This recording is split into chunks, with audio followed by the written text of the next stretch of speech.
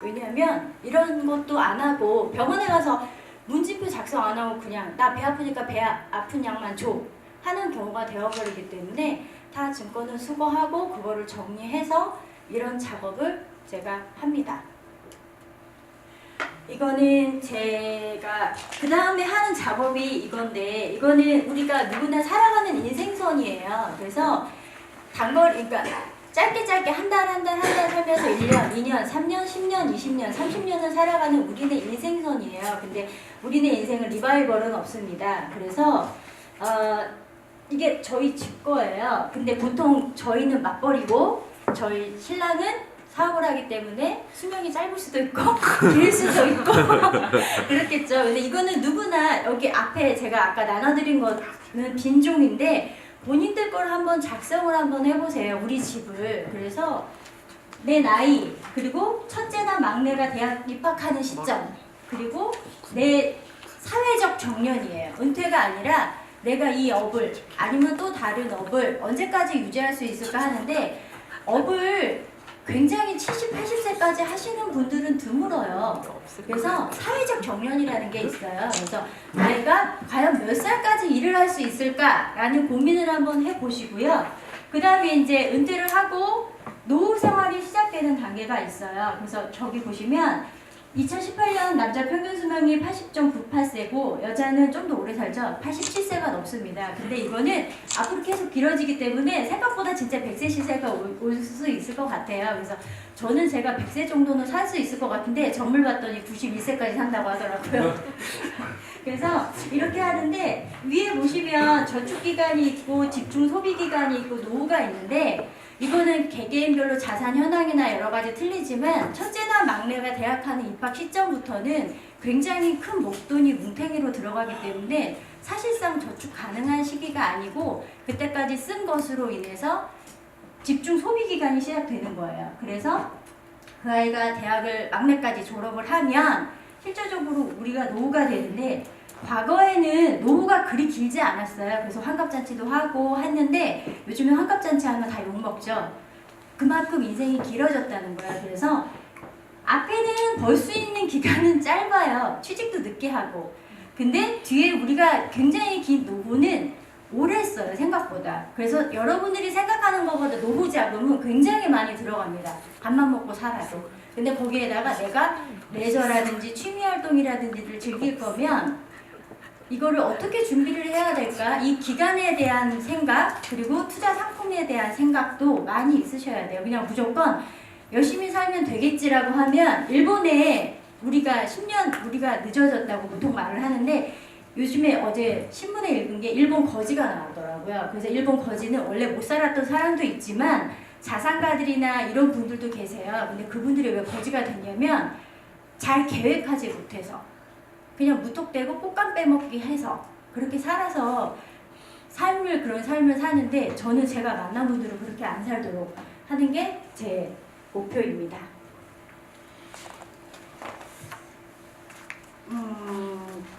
그리고 이거는 또 제가 집중해서 하는 작업인데, 세금 체계도예요. 여러분 한번 보시면 우리나라 세금이 여기다 들어가 있거든요. 그래서 여기서 여러분들이 피해갈 수 있는 거는 아무것도 없으세요.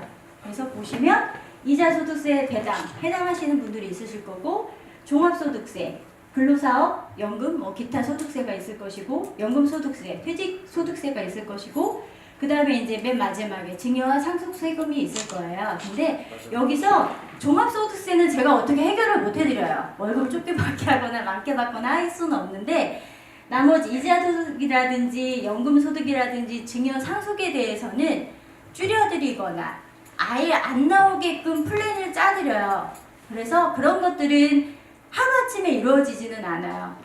이거는 워낙에 쭉 가는 거기 때문에 저랑 1년, 2년, 3년에 걸쳐서 계속 계획하고 수정하고 더하고 빼고 해서 가는 작업이라서, 제가 이거는 여러분들도 한번 우리나라 세금이 근데 굉장히 강화되고 더해지면 더해졌지 빼지는 세금들은 저는 없다고 생각을 하기 때문에 세금에 대해서는 조금 자유로웠으면, 내가 낼 수 있는 건 내더라도 자유로웠으면 하는 생각은 저는 있습니다.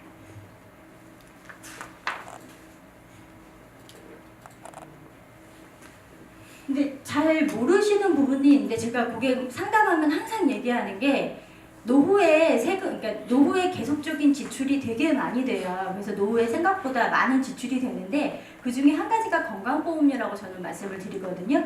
실제로 제 고객분 중에 건강보험료를 한 달에 100만 원 넘게 70이 넘었는데도 150 이렇게 납부하시는 분들이 계세요. 근데 그분들은 워낙에 자산이 많으시니까도 있지만 굉장히 아까워하세요. 그거는 되돌려 줄 수 있는 것도 아니고 한데 이거를 잘 제가 부동산 사는 것처럼 부동산 빌딩을 사는 것처럼 제가 금융 빌딩이라고 말을 하거든요. 그래서 금융 빌딩을 잘 계획해서 세워나가면 건강보험료라든지 종합소득세라든지 이자소득세에서 피해가거나 탈세가 아니라 절세하거나 하는 방법들이 있는데 그 부분은 반드시 보험만은 아니고요. 은행, 펀드, 주식, 뭐 땅도 들어가고 부동산도 다 들어가긴 하는데 그런 거를 다 포트폴리오 짜서 분산해서 가면 저는 세금으로부터 자유로운 인생을 살 수 있지 않을까 생각하는데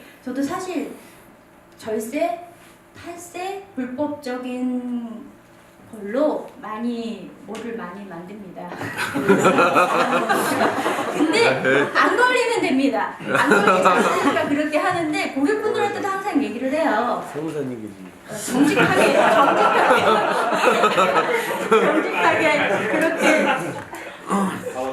살아서는 우리나라의 부자가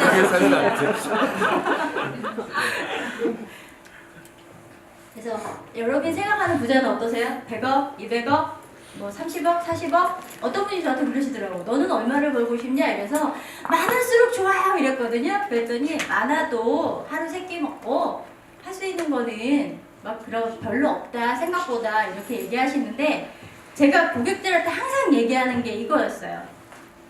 얼마 벌고 싶으세요? 이러면 대부분 억 단위 이상을 얘기하세요. 그거 모으기 되게 힘들거든요.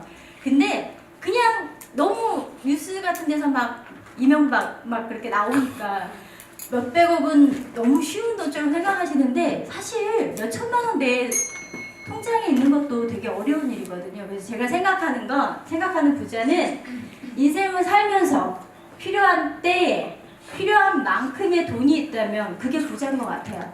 5,000원 김치찌개 사 먹으면 김치찌개 있으면 되는 것이고 10억은? 그래서 그냥 필요한 때에 저는 항상 때라는 말을 많이 하는데 필요한 때가 오면 그때 내가 뭘 할 수 있게끔 준비해가는 거 그것 또한 제가 하는 역할이라고 생각을 합니다.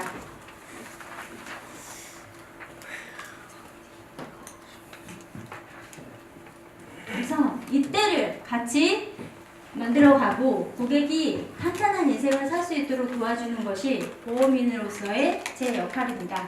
이상입니다.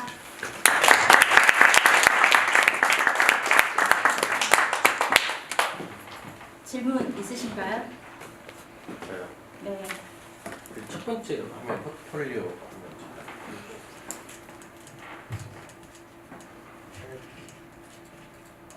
네, 이거요. 보통 이렇게 한 군데 치우쳐져 있거나 네. 불균형하게 구성이 되어 있는 것 같다고 하셨는데 네.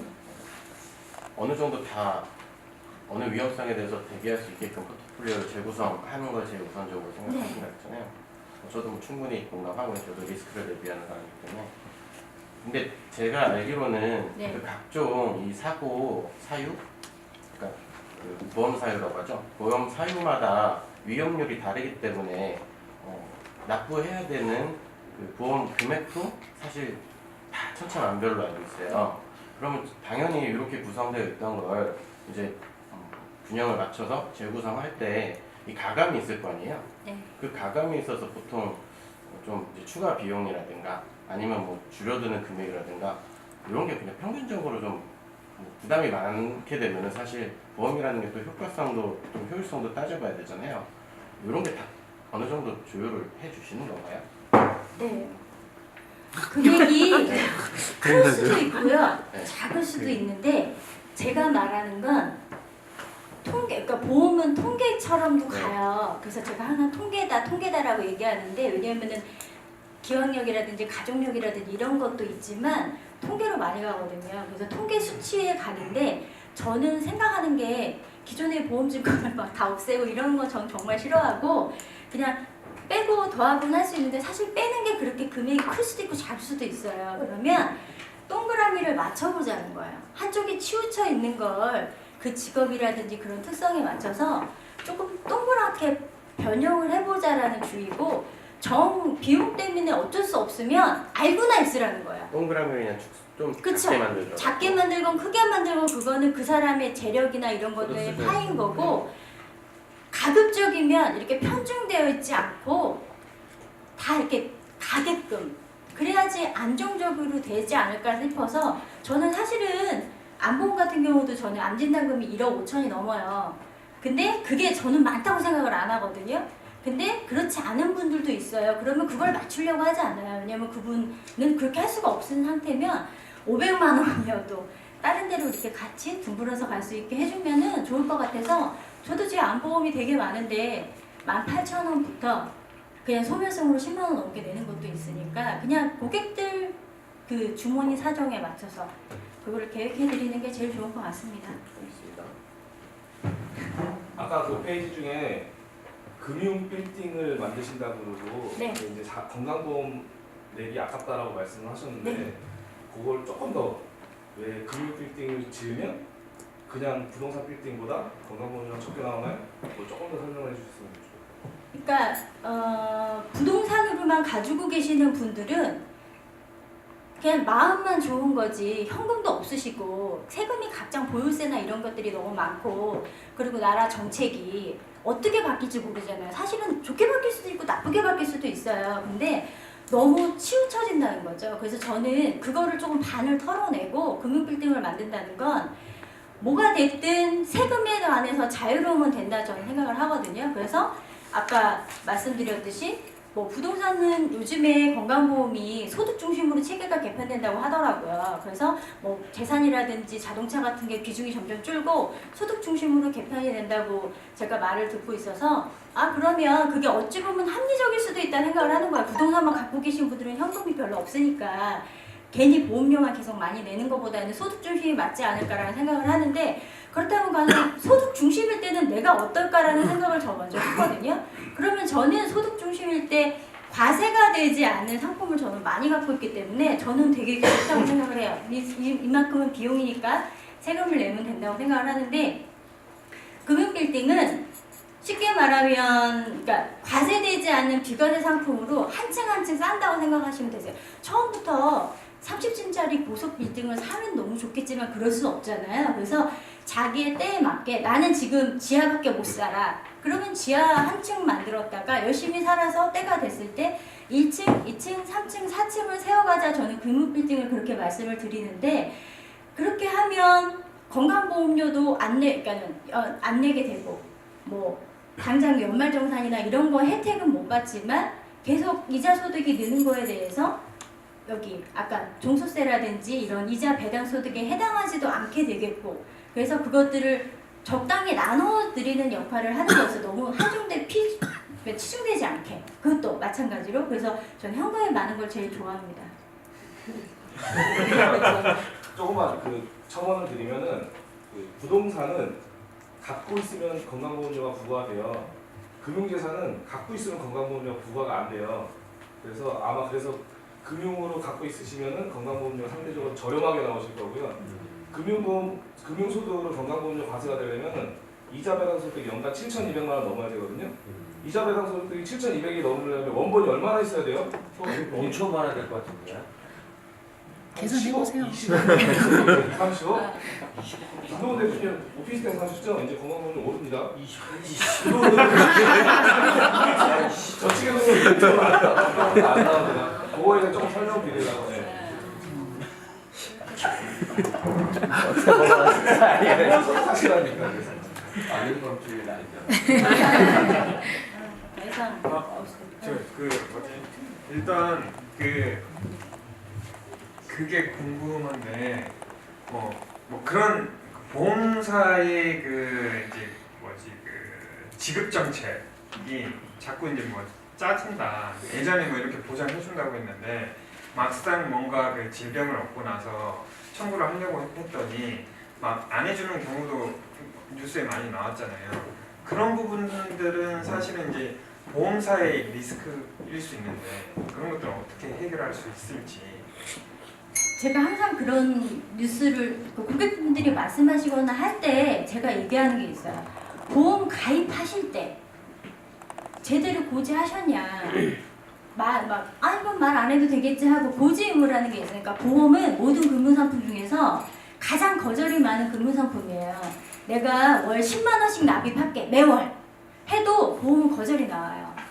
안 돼. 너는 건강하지 않잖아. 너는 무슨 이유가 있잖아. 라고 해서 건강할 때, 한 살이라도 젊을 때 저는 제발 잘 들어놓으라고 얘기를 하는 편인데 그래서 제가 손해사정인하고 같이 일을 해요. 그래서 보험사에 청구하기 전에 이런 거 같은 경우는 손해사정인한테 체크를 받아서 서류를 어떻게 하면 더 잘 준비해서 청구를 할까라는 작업을 해드리기 때문에 그냥 모르겠어요. 저는 솔직히 말하면 교만한데 저를 만난 거를 감사해라라고 항상 고객들한테 얘기하거든요. 왜냐하면 저 공부도 진짜 많이 해요. 제가 일주일 스케줄을 하려다가 말았는데 공부도 많이 하죠. 조인해서 일하는 사람도 다 내놓으라 하는 사람들이죠. 이래서 제가 고객들한테 얘기하는 건 선물도 많이 하긴 하는데 너 나 같은 사람 만난 걸 감사하게 생각해.